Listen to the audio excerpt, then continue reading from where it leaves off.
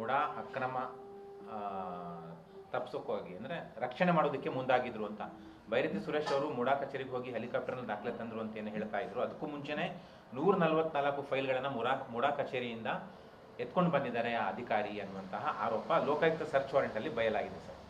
ನೋಡಿ, ಮೂಡಾ ಹಗರಣ ಇದೆಯಲ್ಲ, ಈ ರಾಜ್ಯದಲ್ಲಿ ಕಂಡಂಥ ಅತಿ ದೊಡ್ಡ ಹಗರಣ. ಅದರಲ್ಲೂ ಮುಖ್ಯಮಂತ್ರಿಗಳು ಅವರ ಕುಟುಂಬ ಇನ್ವಾಲ್ವ್ ಆಗಿರೋಂಥದ್ದು ಇನ್ನೊಂದು ದೊಡ್ಡ ಹಗರಣ. ಬರೀ 14 ಸೈಟ್ ಅಲ್ಲ, ಇಲ್ಲಿ 14 ಸೈಟ್ ಜೊತೆ ಸಾವಿರಾರು ಸೈಟ್ಗಳು ಅಕ್ರಮವಾಗಿ ಯಾರು ಬಡವರಿಗೆ ಸೇರಬೇಕಾಯಿತು, ಯಾರು ಸಾಮಾನ್ಯ ಜನರಿಗೆ ಅಪ್ಲೈ ಮಾಡಿದ್ರು, ಕಾಯ್ತಾ ಇದ್ರು 16 ವರ್ಷ, ಅವ್ರಿಗೆ ಸೇರಬೇಕಾಯ್ದನ್ನ ಲೂಟಿ ಮಾಡಿದ್ದಾರೆ. ನನಗನ್ಸೋ ಪ್ರಕಾರ ಇದು 3 ರಿಂದ 4 ಸಾವಿರ ಕೋಟಿ ಅವ್ಯವಹಾರ ಆಗಿದೆ ಅಂತ ಅನಿಸುತ್ತೆ. ಆ ದೃಷ್ಟಿಯಿಂದ ಈಗ IAS ಅಧಿಕಾರಿ ಅವನು ಮಾಡಿರೋ ತಪ್ಪನ್ನು ಮುಚ್ಚಾಕೋಣಕ್ಕೋಸ್ಕರ 100% ಈ ತನಿಖೆ ಅಂದ ತಕ್ಷಣ ಅವರು ಅಲ್ಲಿಂದ ದಾಖಲೆಗಳನ್ನೆಲ್ಲ ಮಾಯ ಮಾಡಿರ್ತಾರೆ, ತಿದ್ದಿರ್ತಾರೆ, ವೈಟ್ನರ್ಗಳು ಹಾಕಿರ್ತಾರೆ. ಇದ್ರ ಬಗ್ಗೆನೂ ಕೂಡ ನಾವು CBI ತನಿಖೆ ಆಗ್ರಹ ಮಾಡ್ತಾ ಇದ್ದೀರಿ.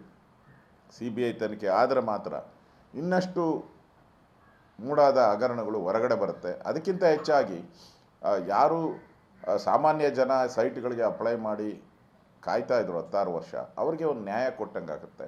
ಮತ್ತು ಸರ್ಕಾರದ ಖಜಾನೆಗೆ 3 ರಿಂದ 4 ಸಾವಿರ ಕೋಟಿ ದುಡ್ಡು ಬರುತ್ತೆ. ಸರ್ಕಾರದ ಬಡ ಜನರ ಒಂದು ಟ್ಯಾಕ್ಸ್ ಪೇಯರ್ಸ್ ಅಮೌಂಟ್, ಅದು ಭಾಳ ಇಂಪಾರ್ಟೆಂಟು.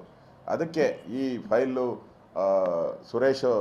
ಬೈರತಿ ಸುರೇಶ್ ಅವರು ಬಂದು ಅವರೆಷ್ಟು ಫೈಲ್ ಎತ್ಕೊಂಡು ಹೋದ್ರೋ ಗೊತ್ತಿಲ್ಲ. ಅದಕ್ಕೆ ಮುಂಚೆನೇ ಇವರೊಂದಷ್ಟು ಫೈಲ್ ಎತ್ಕೊಂಡು ಹೋಗಿದ್ದಾರೆ ಅನ್ನೋದು ನನಗೆಲ್ಲ ದಿಗ್ಭ್ರಮೆ ಆಗ್ತಾಯಿದೆ. ಒಂದು ರೀತಿ ದಿಗ್ಭ್ರಮೆ.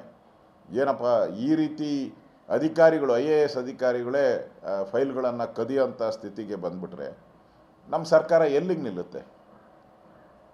ಯಾರು ಫೈಲ್ಗಳನ್ನು ರಕ್ಷಣೆ ಮಾಡಬೇಕಾಯಿತು ಅದೇ ಅಧಿಕಾರಿ ಫೈಲ್ಗಳನ್ನು ಕಳ್ತನ ಮಾಡ್ತಾರೆ ಅಂತ ಹೇಳಿದ್ರೆ ನಮ್ಮ ರಾಜ್ಯದ ಆಡಳಿತ ವ್ಯವಸ್ಥೆ ಎಷ್ಟು ಕುಸಿದಿದೆ ಅನ್ನೋದು ಇದರಿಂದ ಸ್ಪಷ್ಟ ಆಗ್ತಾ ಇದೆ.